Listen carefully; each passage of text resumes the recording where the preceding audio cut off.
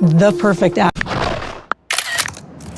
Shooting Missing was a dream come true. Storm is just the perfect actress to play June because she not only brings this range of emotion, but she's so much fun to watch. This is a film that younger audiences are going to really connect to, in a large part because of Storm and what she brings to the character.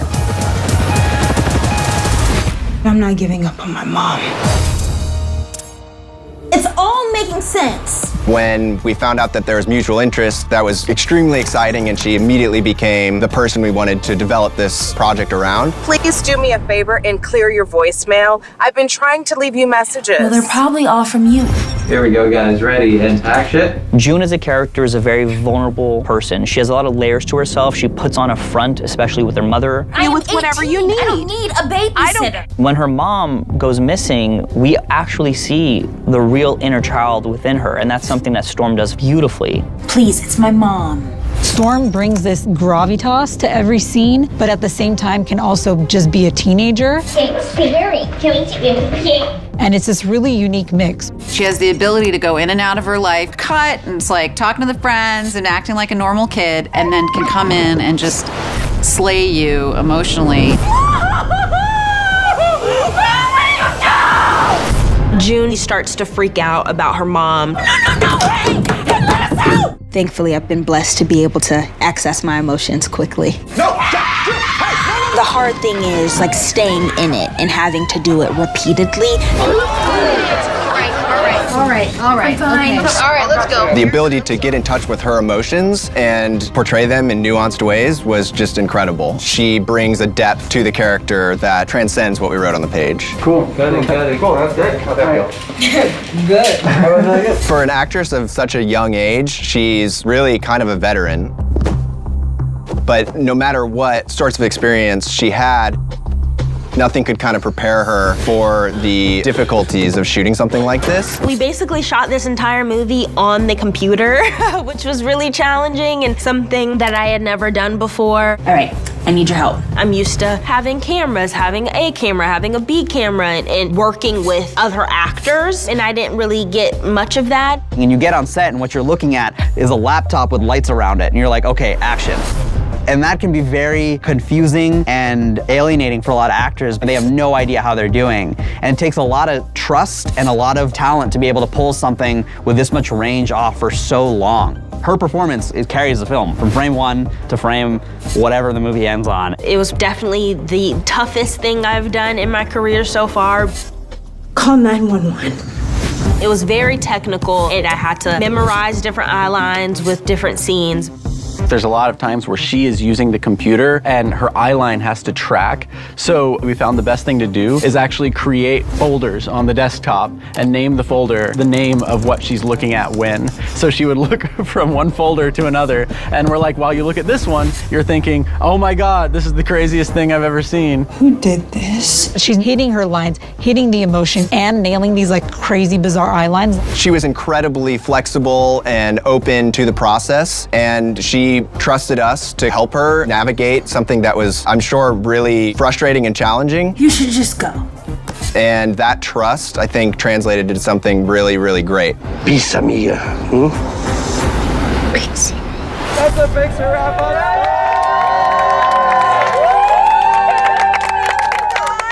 We really put Storm through the ringer, and honestly, I couldn't be prouder. This has been the most challenging project I've been on in my almost 15 years of acting. At the ending of Searching, there's a line that John Cho says as David Kim, when he realizes that there's potentially still a chance that his daughter may be alive, and that line is, there was a storm on Monday. I went home every day thanking my lucky stars to be on this project. So thank you guys, I'm super excited. When we cast Storm, it all clicked. What? Nothing. Just thank you. Hi, this is Grace Allen. Please leave a message. Mom? I fell in love with Missing because of Searching. It still retains the intimacy of the first installment because of the technological structure of it, but it has a much more expansive purview in terms of storytelling. It's bigger, there's even more twists and turns in the first one. We threw a lot more tech on the screen. The thrills are that much more. The whole film is constantly twist upon twist upon twist. Miss Allen, we may have found them.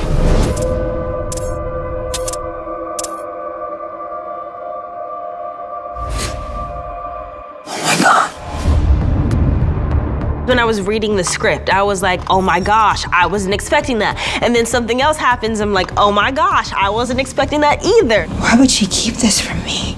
It requires you to use every part of your brain, and it taps into all of your senses. Your brain is on 10. It's a huge maze of red herrings. Sometimes we describe it as working on like a puzzle or a math problem. We started with the whiteboard. We wrote on there the word family. We scrawled twists and turns and thrills, the theme of connection and disconnection. Those are the core tenets.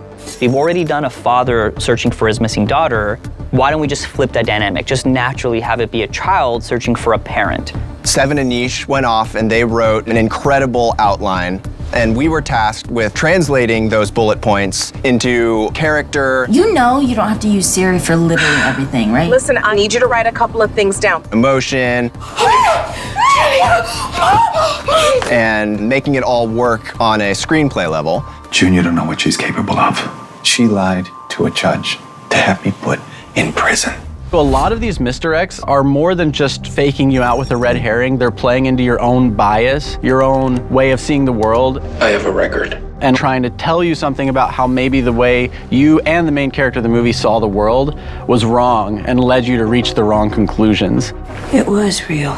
On one hand, you want to try to subvert people's expectations and you want to keep things fresh and as a surprise, but then you don't want to go too far with it because at the end of the day, what we're trying to do is emulate something that could happen in real life. You also want to make it an emotional journey for the protagonist and the audience. I've already lost one parent, Javi. I can't lose her too. Being able to pull both of those off is incredibly difficult, and we're lucky to work with a team of really great storytellers. All right, guys, we got that. We're moving outside.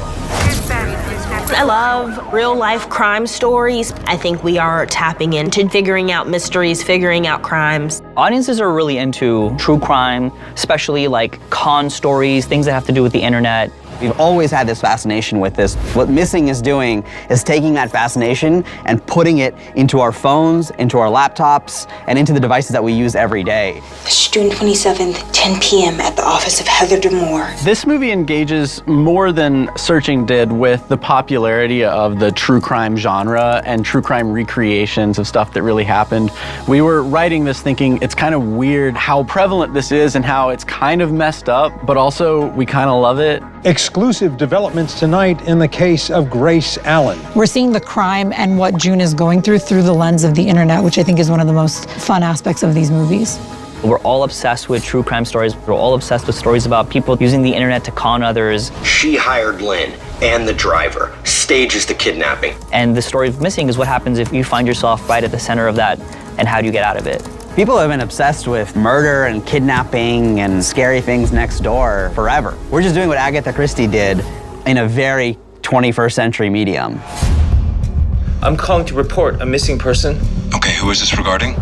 Searching, we had John Cho playing David Kim, who was a father looking for his missing daughter. He didn't quite understand the world of the internet. And so much of the fun of that movie, the obstacles that the character had to overcome, was him having to learn and navigate and understand social media and understand Venmo and things like that. We had a lot of jokes about how our main character, David, was not very tech savvy. And in a way, having a character that's not tech savvy helps you sort of teach the audience how each app is used.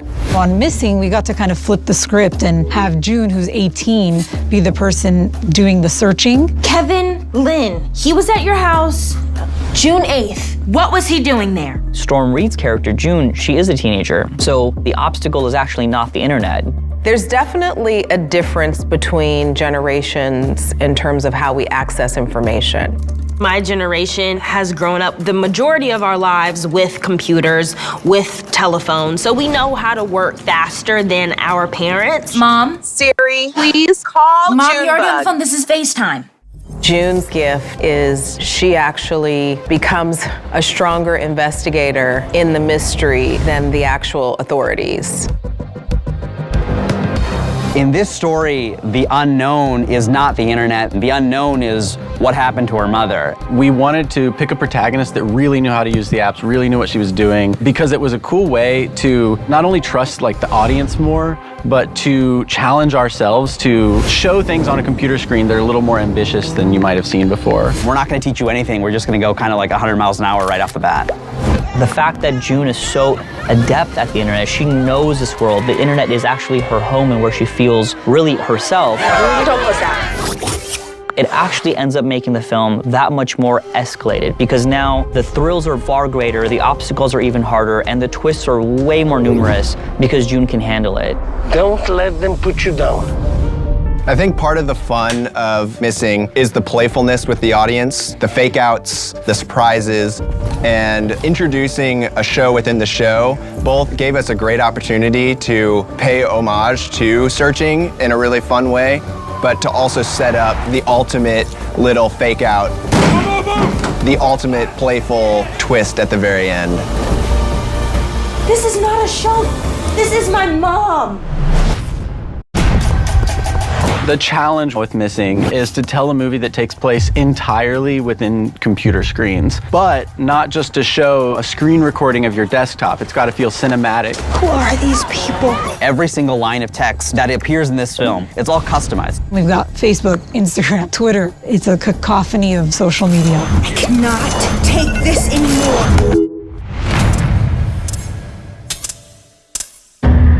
Scene 14, take 3, Mark. Before we even started shooting a frame of actual principal photography, the directors, Will and Nick, made the entire movie starring themselves and starring their friends. And we ended up having an hour and a half, 2 hour cut of the entire film in a very sort of sketchy way. We wanted to know, before we actually spent $1 being on set with a real actor, where should the camera really be? We knew that if we actually designed everything beforehand, it would allow the actors to have that much more freedom on the day. Whoa, June, okay, you gotta chill with that girl. Sis, Nothing that you see is screen recorded. Everything in this movie is graphically designed and animated to give you the cleanest, most cinematic viewing experience possible. It actually was much more challenging in a lot of ways to make than a smaller live action movie would be. Every shot is essentially a VFX shot or an animated shot. Every notepad, every file date when you open up Finder, every time you open up Google and type something, all those drop downs when you start typing a search, every single frame of this movie is customized. The actual reality is that this is one of the most laborious, hair-pulling kind of projects that I think any set of filmmakers anywhere could ever embark on. If she sets it down in one angle and you start running, and then we jump got stuff behind her she hasn't even touched yet. Mom? Let me know when you get this. Every single year, there's a series of apps that come out, and what we realized by putting 4 years in between Searching and Missing was that we had heaps of apps and storytelling devices to tell Missing on. This is FaceTime. Oh, I know. I just put the phone down for a second. We live in a social media era. Everything is on our phones. All information is at the tip of our fingertips. So to be able to experience a movie where you're using all of the social media platforms that people usually use is so interesting. Every cinematic set piece is an app that you're familiar with and that you can relate to. There's text threads, there's emails, there's all kinds of alerts and pop-ups and photos, and there's a lot of Instagram involved. I need you to go to my Instagram and find a picture. I still don't see him. Javi, please hurry. In the last movie, Margot, the teenager who went missing, used Facebook mostly, and in this movie, our main character doesn't even have a Facebook because I don't think we know too many people that age who actually do. Oh, guess what? Your friend Javi friended me on Facebook. For real? No way. By making the story about a teenager, immediately the world of the internet opens up. She already has TikTok and BeReal, and the way she uses iMessage and Venmo and Snapchat, these are second nature to her. And what she has to learn in the story is how to use those apps to find her mom, as opposed to what those apps are. I need someone to get to the hotel and get the footage before it's erased so we can see when she and her boyfriend left. It's such a brilliant way to tell a story. You can move the action along with something as simple as you're watching her Venmo balance slowly diminish. Rather than shoot a montage about like, here's me physically spending money, you're able to just instantly translate that, and that's all you need. When I stop and think about how much we depend on our phones, the Ring cams, our computers, FaceTime, it really is just the way of the world. We're actually seeing through the storytelling the way that most of us are living now. It's a very 2023 version of searching, and I think it really works. And action. Summer break! Woo!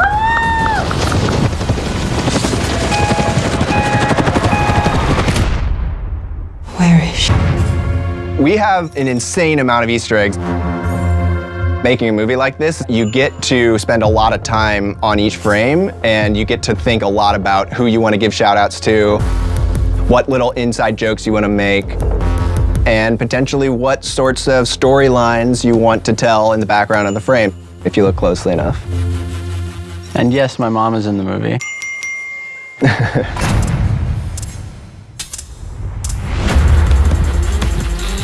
There's a lot of information on the sides of the computer, in the back of the sets. So if I'm on camera and you've got the frame of an iPhone, there's all this information behind me that you might want to look at that might tell you something. Oh, sweet, we're in. My favorite Easter egg in this movie, a woman named Hannah Couch is in the messages of Kevin Lynn's dating app. And Hannah Couch was an Easter egg in Searching. She was a woman who David Kim had gone out with before Margot goes missing. So she reappears in this movie and may or may not be going after Kevin, Grace's boyfriend.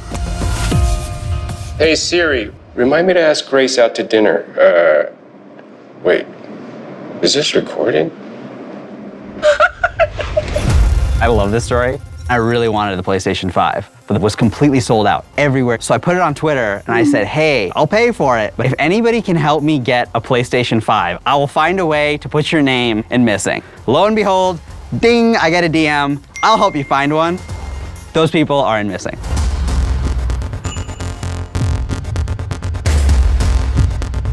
Favorite Easter egg in the movie is undeniably the continuation and follow-up to our epic Easter egg from Searching, which is about the secret alien invasion. And this time around, we find out that that storyline went in a very unexpected direction. One of the really cool opportunities in making a movie like this is that you can sneak crew and family and friends into the movie. As you watch the movie, this thing is loaded with all of our crew and family and friends. In this scene, we have 2 Legat photos, and for the photo of Scott Ferguson, we actually used a photo of my dad, Bob Johnson. For the photo of Stu Roberts, that's actually a photograph of the real Stu Roberts, who's a real FBI Legat who consulted with us on Missing. For June Snapchat friends, every name that you see here are all references to key members of the Missing crew, including both of the directors, as well as multiple people from the post-production team. The photo you're looking at is of Megan Suri, who plays Vina in the film, and her actual dad, a photo that she gave us. So this cardboard cutout is actually our assistant during production, Claire Ghostin. If you look up on the top of that wall, you might see director of Searching, Aneesh Chaganty, up there. He ran up on that wall right before we rolled to grab an alternate angle, but he also made it into the movie. This sort of stock page with 2 people helping each other. These are actually our 2 editors, Ariel Zukowski and Austin Keeling. This is Ramala and Suran Ohanian, the sister and father to Sev Ohanian, producer. Over here, this blocked user, Linda QQ, is actually played by my mom. Over here, we're seeing June's contact, Sean Tira. Sean was the script supervisor on Missing. So this photo of the Ninja Marco is actually a fun cameo of Missing executive producer Joe Henriquez. And over here, the photo of Ninja Diego. This is actually our Colombian line producer, Diego Ramirez.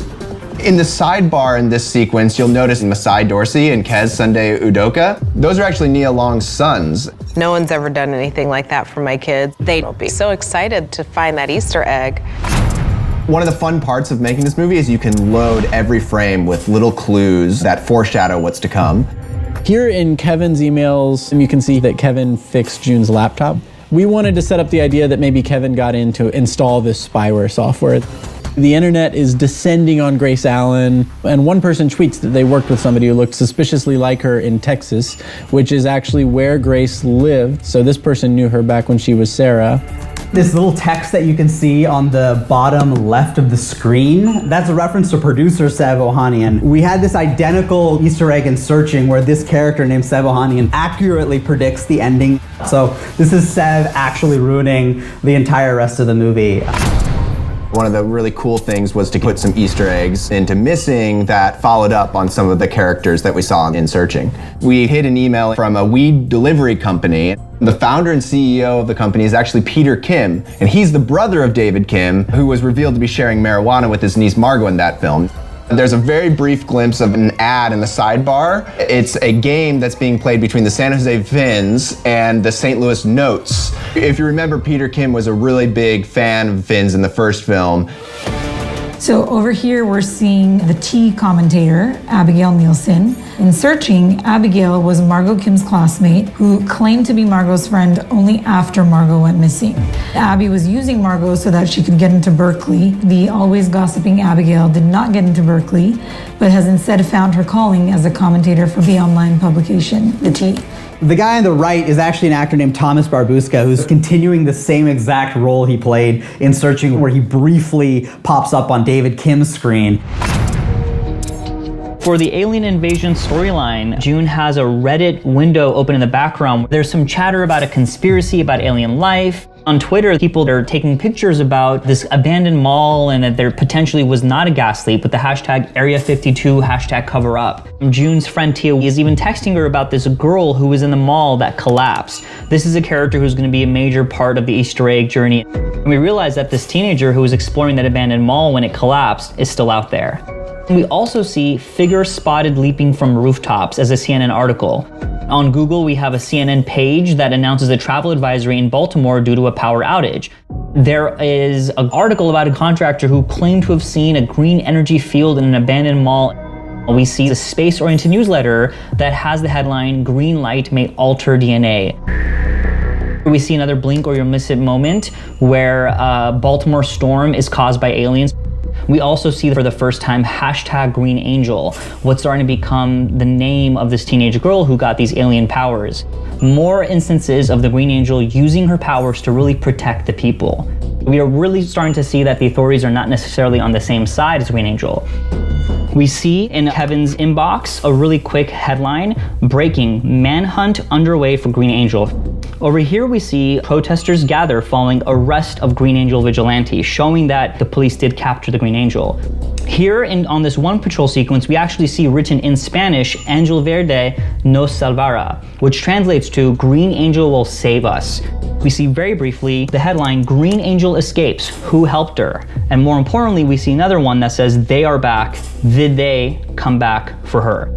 In this moment, as Javi is on his phone trying to desperately help June, we see a very quick trending search in Spanish, Angel versus extraterrestres en vivo, meaning it's Green Angel versus the aliens live. So it tells us that at this exact moment, while June and Grace are fighting for their lives, there's some kind of climactic battle happening between the Green Angel and the aliens.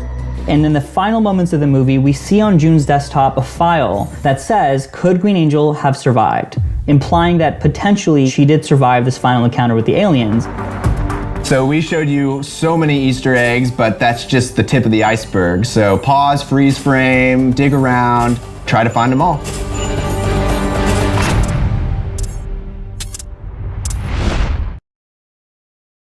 The sequence you're about to watch took place in a very different version of the third act of our movie. So originally, June and her mom are thrown into the same room together and piece together the mystery of the movie in a revelation sequence, a lot like what we had in the first Searching. And while we really loved the simplicity and the tone of this alternate third act, what we found was that there was a bit of a contrivance of why June and Grace were being thrown in the same room, and it felt a little talky. So we rewrote the entire third act in order to make it a little bit more driven by action. So here's a little glimpse into a very different version of this movie's third act. We do like it, but ultimately we chose the action-packed ending. I just knew that I had to get him out of your life. But what does he want? I don't understand. He's crazy, June. He wanted to keep me here as revenge for what I did to him. Everything taken from you? So that's why he hired Kevin. To make it look like you disappeared. Just get off the grid, do a hard reset. Because no one would suspect him if it happened in another country. No one except Heather. She was the only other person who knew what he did to me.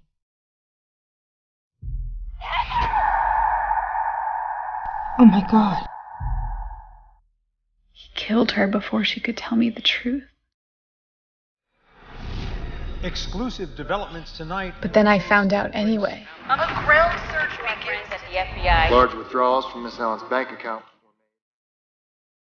He knew I was about to find him. That's why he brought me here.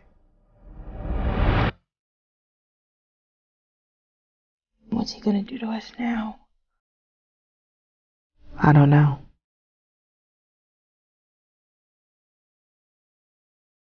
What you're about to watch is a storyboarded version of our villain's downfall. In this version, James doesn't die, but is captured by the police while trying to escape from the cabin with June, and we see it all in the Netflix Unfiction recreation. We really liked this scene because it's action-packed and it answers some questions of what exactly James was trying to do with June. But ultimately, we never decided to shoot this because we thought it would be disappointing to see our villain taken down in something that is ultimately a fake, recreation. Also, some people watching these storyboards became so invested in the sequence itself that they were disappointed by the reveal it was a TV show. But here it is for your enjoyment.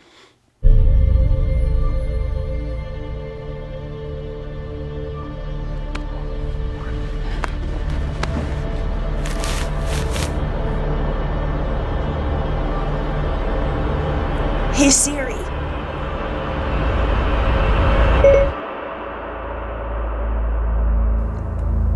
Call 911. Distress call at 48541 Mariposa Road, Mountain Springs. Any units in the area, please report immediately.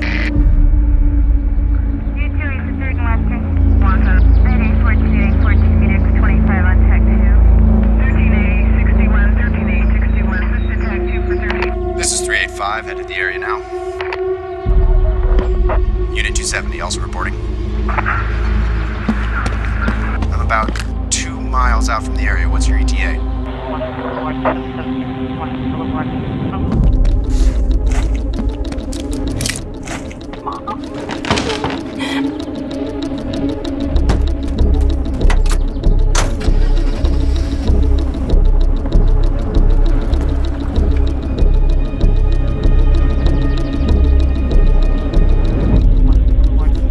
Half a mile from Mariposa on the freeway. Copy, Unit 385 approaching from the south.